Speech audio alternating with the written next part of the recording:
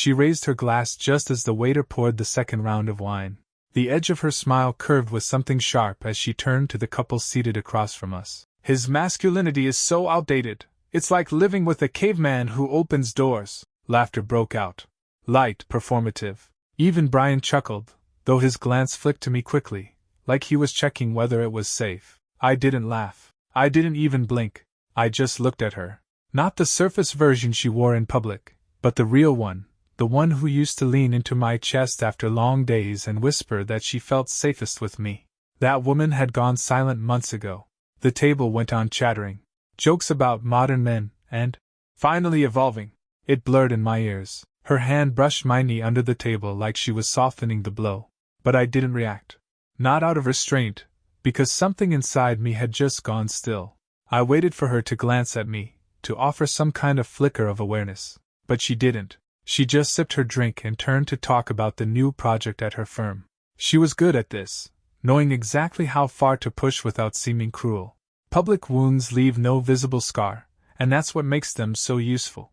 Later that night, we drove home in silence. The hum of the tires did more talking than either of us. When we pulled into the driveway, she turned to me, the keys still in the ignition. "You were really quiet tonight." I stared out the windshield. "Nothing to say." She gave a faint shrug. "I was just teasing." That was the thing. Teasing doesn't bruise unless you know where to press. And she had found the place, deep in the part of me she used to hold with both hands and call strength. She went inside. I stayed in the car for a few more minutes. The garage light flickered overhead, casting dull shadows across the dashboard. My fingers tightened on the steering wheel. That word was still there, coiled and echoing, outdated. It wasn't the insult that rattled me. It was the familiarity. Like she'd been holding that label in her pocket for months, just waiting for the right moment to pin it on me. Upstairs, I could hear her moving through the bedroom, humming to herself like the evening had passed without incident. Like nothing had shifted. But something had. She didn't know it yet. Neither did I, not fully. But the cut had been made. And it was deeper than she realized. She fell asleep with her back to me, one hand curled under her pillow, her breathing even and unaware. I watched the slow rise and fall of her shoulder in the dim light. The kind of stillness that used to comfort me now felt like distance I hadn't agreed to. I lay there, eyes open, listening to the quiet hum of the house. No TV. No music. Just the echo of that one word bouncing between my ribs. Outdated. She'd said it like a joke. But it didn't sound new. It sounded rehearsed. A decade ago, she used to brag about how I carried her suitcase through airports. How I'd wait in the rain to pick her up from late meetings. She used to beam when I fixed things before she even noticed they were broken. Back then, she said I made her feel protected. Now, apparently, I made her feel prehistoric. Something shifted that night. And it wasn't just resentment. It was recognition. That the thing I had been giving, leadership, steadiness, presence, was now being labeled as something she had evolved past. And yet, she didn't act evolved. The next morning, over coffee, she was cheerful. She made a joke about needing to upgrade me to the 2025 edition. I smiled thinly and nodded. Let her feel clever. But under that smile, a quiet calculation began. I didn't lash out. I didn't confront. I just started watching differently, listening without reacting, measuring her words not as a husband desperate for reassurance, but as a man auditing what was being offered versus what was being withdrawn. Over the next few days, little things came into focus. She scrolled Instagram reels of balanced partnerships, and evolved masculinity, sent me clips of couples sharing emotional labor charts like business plans. She captioned one, "We should try this. It's fair, fair." I had paid for the house, covered every vacation, managed the emergencies without ever handing her the invoice. Now fairness had become the new foundation.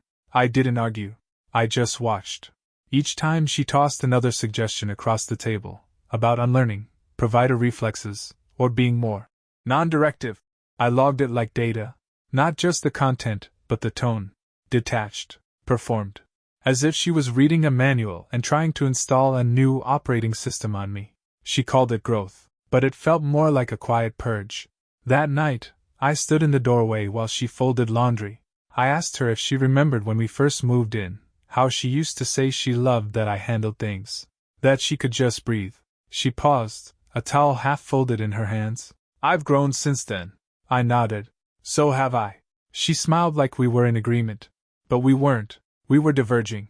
And she hadn't noticed just how far I'd already started to walk. It started with a podcast. She played it during breakfast, volume just loud enough that I couldn't ignore it. A smooth-voiced host talked about evolving past gender roles, and how partnerships should be led by fluidity, not instinct. I stirred my coffee slowly, not responding. She glanced at me, hopeful, like she was offering me a gift wrapped in jargon.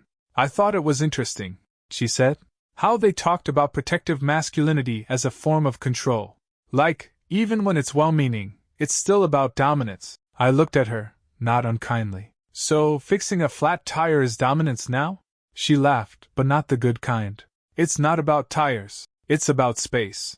I'm just saying, we don't need to perform roles anymore. I nodded, sipping the coffee I brewed, with beans I ordered, in a kitchen I remodeled with my hands. That afternoon she sent me a video titled, Decentering Traditional Masculine Identity in Relationships. The next day, it was, Why Providing Isn't the Same as Loving. By the end of the week, she sent a TED Talk. No comment, just the link. I watched it, silently, beginning to end. Not because I agreed, but because I wanted to understand what she was buying into. The speaker talked about how modern partnerships require dismantling old instincts, protection, providing, decisiveness, and replacing them with emotional neutrality and shared uncertainty. Leadership, he said, is no longer a gendered expectation. It's a power imbalance. I sat in the living room, the glow of the TV fading into early evening shadows, and realized something. She didn't just want a shift, she wanted an erasure. Later that evening, she sat beside me with a strange kind of confidence, legs tucked under her like she was about to read me a bedtime story I'd never heard before. I don't need a man who thinks protecting or providing is love, she said. I need a partner who meets me emotionally, not with solutions, but presence. I watched her face as she said it. She looked proud, like she was shedding something heavy. But I wasn't the weight. I was the structure holding up the roof she never saw. Still, I didn't argue. Not yet, because part of me wanted to believe she was just experimenting with language, that she'd come back around to the real, the quiet rhythm we used to share, the stability that wasn't oppressive, but grounding. But the more she spoke, the clearer it became. This wasn't curiosity. This was conviction. She wasn't inviting me into something new. She was rewriting what love meant, and informing me that the role I'd been playing was no longer needed. Not out loud, but her silence said enough. I sat there, listening, nodding, and deep inside, something old began to loosen its grip, not just on her, but on the idea that I owed anyone a version of myself they could rebrand. She called it growth, but I could already feel what it actually was, a quiet exit, dressed in ideology. So I did what she said. I stopped opening doors. I stopped paying the check before the waiter even reached the table. I let the silence hang, let her reach for her purse with a flicker of uncertainty in her eyes. She smiled through it the first time, like it was cute, maybe even progressive. By the third time, the smile was thinner. When the faucet started leaking in the downstairs bathroom, I left it. I knew how to fix it. I'd fixed worse with less. But I left the wrench in the drawer and let the drip echo into the walls. It annoyed me too, but that wasn't the point. The point was, I was following her new rules. No leadership. No assumed responsibility. No proactive solutions. She had asked for neutrality, balance, shared weight. So I stopped carrying everything. When she asked what I wanted for dinner, I said, whatever you want. When she asked what we should do over the weekend, I said, up to you. I stopped booking the restaurants. Stopped mapping out trips. Stopped playing the invisible hand that had always steadied everything she never had to think about. And for a while she looked satisfied. Like the theory was working. Like she had finally sanded me down to the softer, more passive version she thought she wanted. But slowly, that satisfaction began to crack. She asked why I wasn't more engaged. Why I didn't seem excited about the plans she was making. Why I didn't step in when the neighbor's dog lunged at her during a morning walk. I'm giving you space, I said once evenly. That's what you wanted, right? No more outdated instincts. Her eyes flickered. She didn't respond. The house felt quieter now, but not in the peaceful way. In the way a room feels after someone's moved out and you haven't rearranged the furniture yet. Functional. Still, a little wrong. She started snapping at small things, Me not responding quickly to a text, not noticing she changed her hair, not asking about her meeting. She said, "You don't seem to care anymore." And I looked at her carefully, measuredly, and said, "I'm just trying not to overstep." That was the moment I saw it, the discomfort. Because she'd won the game, but the prize didn't taste like victory. It tasted like absence. And for the first time, she realized that what she called outdated was also the same presence that made her feel anchored. But I didn't gloat. I didn't explain. I just let the silence grow. Because when someone asks you to change everything that once made them feel safe, and then discovers they missed that safety, it's not your job to rescue them from the consequences of their redefinition. It's your job to take notes. And prepare. The void didn't arrive with fireworks. It crept in with quiet questions she didn't know how to ask. She still walked with the posture of someone in control. Still spoke like she was steering the direction of us. But her eyes scanned me more often now, searching for something. Maybe a pulse of the old rhythm. Maybe proof that she hadn't broken something important. But she had. And I wasn't putting it back together for her. We sat through dinners where I let the silence stretch past comfort. I used to fill those gaps effortlessly, with stories, questions, plans. Now I just sat back, letting her decide if the quiet meant peace or detachment. She tried to lead. Suggested we take a trip, just the two of us, somewhere new. I nodded. "Let me know when you've got it booked." She blinked. "You're not coming?" I met her gaze calmly. "I'm following your lead. That's the balance now, isn't it?" There was no cruelty in my tone, just clarity. And that made it worse. Small things began slipping. The garbage stayed full longer. The dishes remained in the sink just a little too long after she cooked. I didn't complain. I just didn't sweep in to fix it. And the absence echoed louder than any argument ever could. She began to unravel in moments, not dramatically, but in glances, in half-spoken frustrations, in the sharp edge of her voice when she asked why I hadn't replaced the hallway light bulb that burned out. "You saw it was out," she snapped one night, tossing her purse down harder than necessary. I stood in the doorway calm. "I figured you had it handled." That landed harder than I expected. She turned away fast, but not before I saw the sting flash across her face. It wasn't about the bulb. It was about what it represented, what she had once relied on without question and now found missing. She tried to pull me back with small provocations, wore perfume she hadn't touched in a year, sent flirty texts during the workday. But when I responded with polite warmth, not hunger, she went quiet again. And then came the question, low, uncertain, laced with something almost desperate. One night as we got into bed, she turned toward me in the dark and whispered, "Do you still even care?" I could have said yes, could have lied, or softened it, but I chose silence, not to punish her, but to let her sit in the version of partnership she claimed to want. No assumptions, no protection, no emotional labor she didn't specifically ask for. She had power now, but she didn't expect the weight that came with it. And in that weight, her confidence began to splinter. Piece by piece, she was discovering that removing a pillar doesn't just free the space, it makes the roof sag. And I had stopped holding it up. It was subtle at first. Names dropped in casual stories. A laugh that lasted a second too long. Mentions of someone at work who gets it, that phrase again, spoken with just enough emphasis to land and linger. His name was Connor. At first, I didn't flinch. I let the stories wash over me like background noise. Connor said this, and Connor handled that presentation so well. Once, she even quoted him at dinner. "You know what Connor told me today? True partnership is about holding space, not claiming ground. Isn't that refreshing?" I looked up from my plate and offered a quiet nod. "Sounds like he's got it all figured out." She smiled, but there was a flicker of hesitation in her eyes. Maybe she expected jealousy, a jab, a reminder of my presence, but I gave her none of it, because I wasn't competing. I was observing. And the more she talked, the clearer it became. Connor wasn't just a co-worker. He was a mirror she liked better.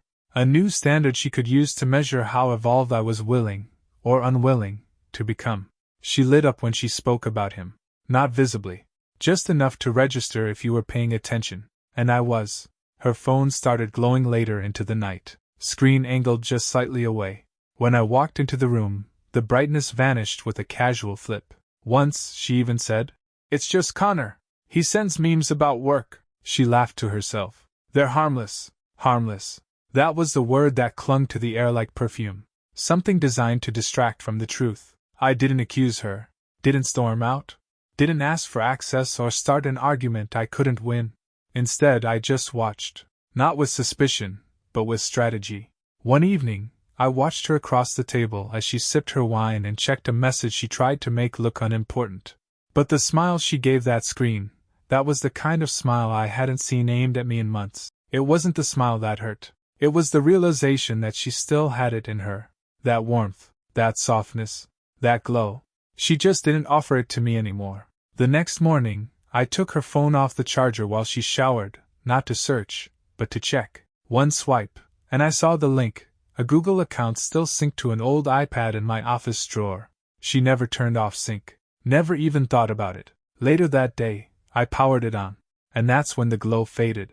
The messages were careful. No lines crossed, yet. But connection doesn't begin with contact. It starts with safe spaces. With shared jokes.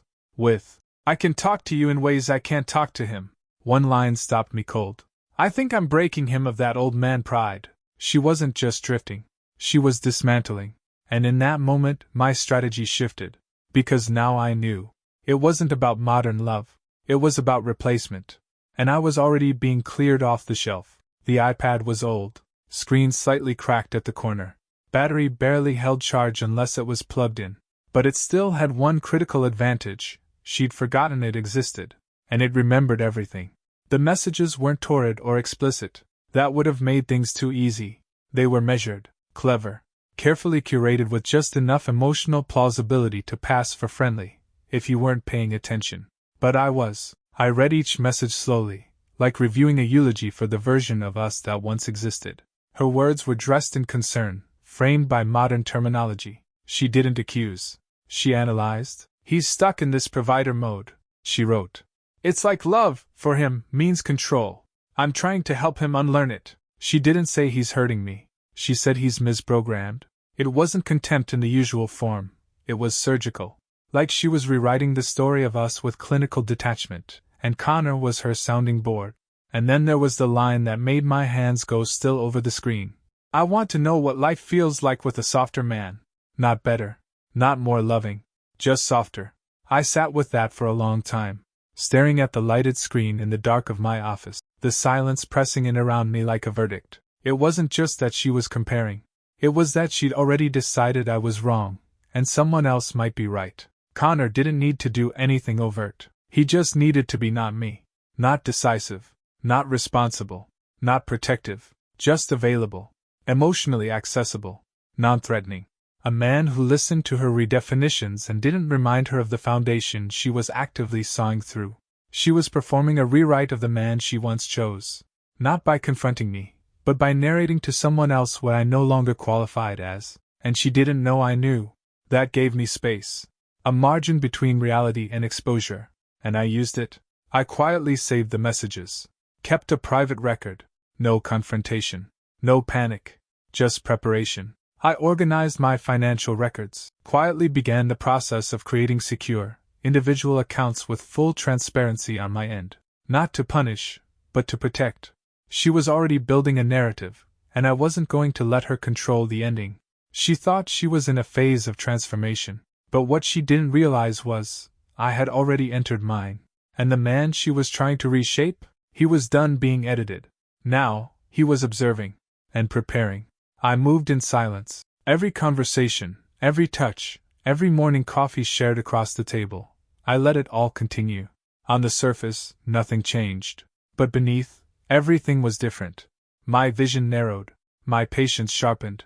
I wasn't reacting anymore. I was studying her the way a chess player studies the middle board, 3 moves ahead and 1 backward, replaying every mistake he didn't know he made in real time. She still smiled in public, still told friends we were just evolving. I played along, nodding at the right places, even repeating some of her language. Balance, partnership, neutrality, all of it, like a man rehearsing for a play he didn't audition for. I gathered more than just messages, reviewed our statements, organized important files, and carefully noted what had been said, just her voice, casually mentioning how no one should expect emotional labor from a partner just because they provide financially. She was building a philosophy. I was building a file. Then I found legal resources that helped me understand my rights. Private tabs on her laptop. Bookmarked links about asset division in community property states. One article on how emotional misalignment could sometimes justify spousal support claims if framed properly. She wasn't just venting to Connor anymore. She was planning an exit, quietly, hypothetically. Maybe not this month, maybe not this year, but the seeds were there. Contingency thinking, repositioning, narrative control. So I made sure mine was ready first. I met with a lawyer. Quiet office, 3rd floor, no windows that faced the street. I laid everything out without embellishment. Just facts, dates, screenshots, financial movement, her private communications, her tone shifts, the legal queries. No rage. Just a calm man who refused to be caught unaware. He leaned back in his chair, tapping a pen against the yellow legal pad. You're not reacting. That's good. You'll be ready when she isn't. I nodded. That's the point. I started moving funds slowly. Not hiding them, just protecting them. Creating clear records. Transfers to legally sound personal accounts under my name only. Enough to protect what I'd built. Enough to make sure I wouldn't be caught trying to prove my worth in a courtroom. At home, she became more distant in small ways, checking her phone during meals, brushing off physical contact like it was an obligation. I didn't push. I didn't ask why. Because I didn't need her to explain anymore. I needed her to keep underestimating me. She thought I was fading. That my silence was surrender. What she didn't understand was, my silence was the sound of strategy hardening. And I was almost ready to let it speak. I chose a Tuesday morning. No symbolism. No drama. Just the middle of a quiet week when routines move on autopilot. She had just come down the stairs, still in her robe, hair damp from the shower, reaching for the French press like nothing was wrong. Like the shape of our mornings hadn't been hollowed out by months of quiet sabotage. I left the note on the counter beside her favorite mug. Just a few lines, handwritten. No accusation. No apology. You're right. I'm outdated for this version of you. But I'm exactly right for myself. This version of you wants someone else. Maybe softer. Maybe less certain. I hope you find him. No war. No begging. Just clarity. I won't remain in something that asks me to erase who I am just to be accepted. I've already gone. Take care. That was it. No suitcase by the door. No slammed drawers. I'd already moved essentials to a rented place a few miles away. Nothing she'd notice until it mattered. She'd wake to silence and coffee and an absence that would unfold slowly like fog lifting over ground she thought was stable. I left my house key beside the note. Not because I was giving something up, but because I was reclaiming what she assumed she could keep without question. Then I walked out. No goodbye. No backward glance. I drove with the windows down, cool wind cutting through the quiet like breath after a long dive. The new apartment was bare, just a mattress, a lamp, and a folded shirt on a metal chair. But it felt like a beginning, not a retreat. Later that afternoon, the calls started. First just one. Then a text. Where are you? Is this a joke? Then, I don't understand. Why would you just leave like this? But she did understand. She just didn't expect me to act on it. She'd spent so long framing me as an artifact of a different era, stable, self-reliant, quietly protective, that she forgot even stone can move when pressure builds the right way. She had carved away at me with theories and ideals, expecting I'd stand still and adjust. But I didn't erode. I waited. I let her build her version of modern love. And when it no longer required me, I walked. She thought I'd resist, fight, argue my worth. But that would have proved her right, that I needed to dominate to matter. Instead, I gave her exactly what she said she wanted. Independence, balance, distance. But what she never understood was that the balance she chased wasn't balance at all. It was absence, and now she had it. The silence stretched. Not the kind that screams for attention. The kind that hums beneath every attempt she made to fill it. The first week, she called every day. Left voicemails that started cool. We need to talk, and turned urgent by day 3. By day 6, they were quiet, fragmented. I don't know what's happening. Please, can we just talk? I didn't answer. Not to punish her, but because there was nothing left to clarify. She'd spent months redefining the terms of us until they no longer included me. All I had done was accept that truth faster than she expected. Her friends started reaching out next. Light taps at first. Hey, is everything okay? Then more direct. She's saying you just disappeared. I never corrected them. Disappearing suggests cowardice. But I didn't vanish. I stepped out with full awareness, after every warning sign had been ignored, downplayed, or reframed as resistance to change. And Connor? He wasn't the man she imagined he'd be outside their controlled conversations and filtered texts. When she leaned on him emotionally, really leaned, he pulled back. He was responsive, not reliable. Present, not grounded. That became clear fast. She tried to keep it from people, but some things don't stay hidden. One of her closest friends, someone I once trusted at our kitchen table, called me 2 weeks after I left. "She's unraveling," she said. "Connor's not built for real life. You always were." I didn't reply. I just let the silence keep working. And in that silence, her version of strength started to bend. She showed up at my apartment once, knocked and waited. I watched through the peephole as she stood there, not furious, not wounded, just confused. Like someone who'd followed a map but still got lost. She left without knocking twice. A few days later, another message came. One that caught me off guard, not because of what it said, but because of what it didn't pretend to be. "I didn't realize how much space you held until you stopped holding it." No apology. No demands. Just an admission that came too late. She had mocked the quiet strength that once protected her from every storm, until she had to stand in one without it. And now, every quiet room, every unanswered call, every broken plan, echoed with the version of me she thought she didn't need. But echoes don't rebuild anything. They just remind you what's no longer coming back. By the third month, the narrative started to fracture. At first, she told people I'd left without explanation. That I was going through something, maybe a crisis of identity. She painted me as the man too rigid to evolve, too proud to meet her halfway. But stories only hold when they're not tested. And life was testing her, publicly, privately, consistently. Connor, the man who once absorbed her filtered praise and careful attention, had no intention of catching what she dropped when I walked away. He was responsive, yes, but only when it suited him. Unavailable most weekends. Emotionally warm but non-committal. A man whose interest was fluent in theory but allergic to permanence. He wasn't cruel, just insufficient. It didn't take long before she stopped mentioning him at all. Meanwhile, her curated circle, the friends who once praised her independence, applauded her forward-thinking ideas, began asking quieter questions. The kind that don't get posted, just whispered after glasses of wine when someone finally says, "Are you okay?" Her answers changed. She stopped sounding certain. The script grew ragged. I didn't need to say a word. She said everything for me with each attempt to reclaim stability in a system she'd dismantled. And people noticed. The woman who had confidently explained the death of traditional partnership now looked lost in the rubble of the house she helped tear down.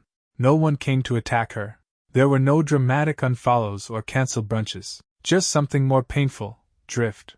Fewer invitations, less enthusiasm. Social oxygen thinning out without confrontation. Because even the most progressive circles still recognize loss when they see it. They saw her version of modern love play out. And they saw what it cost. Some of our mutual friends reached out to me directly, quietly. Not to pick sides, but to acknowledge. "I didn't see it before," one said. "But you held a lot more together than anyone realized." I thanked him and left it at that. Because I didn't need vindication. I had peace. I wasn't proving anything anymore. I wasn't performing. I was simply living, on my terms, in my space, building something real and silent and mine. And she was left with her new narrative. No villain.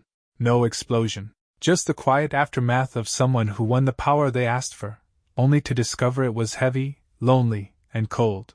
And the mirror she once used to measure my faults? Now it showed her reflection. Unfiltered, uncomfortable, and unmistakably alone.